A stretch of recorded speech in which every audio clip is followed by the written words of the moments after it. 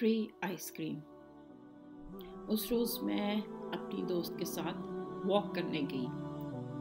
वापसी पे पार्क में रुकी तो मेला देखा, जहाँ एक जगह बहुत रश था। पता चला कि फ्री आइसक्रीम दी जा रही है। मैंने दोस्त से कहा, चलो आओ हम भी फ्री आइसक्रीम खाती हैं। वो थकी आवाज़ में बोली, रश बहुत है।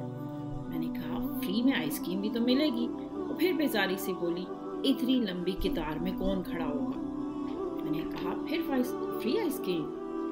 उस लम्हे मुझे एहसास हुआ कि दुनिया को देखने के दो ही तरीके हैं। मुझे सिर्फ आइसक्रीम दिख रही थी और उसे हजूम और कतार।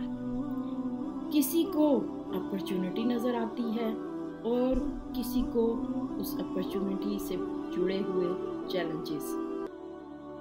आपको इस वक्त क्या नज़र आ रहा है? अगर आप एक बासलाहियत फ़र्द हो मगर साथ ही मुश्किल लगता है कि काम कैसे शुरू करूं, वेबसाइट नहीं बनानी आती, पेज कैसे बनाऊं, ये घर की जिम्मेदारियां और बच्चों के साथ मैं वक्त कैसे निकालूंगी, या काम तो कर रही हूँ लेकिन क्लाइंट्स नहीं मिल रहे, मार्केटिंग करना नहीं जानती, यानी आपकी तवज्जो किधर है, मसले की तरफ या हल की तरफ?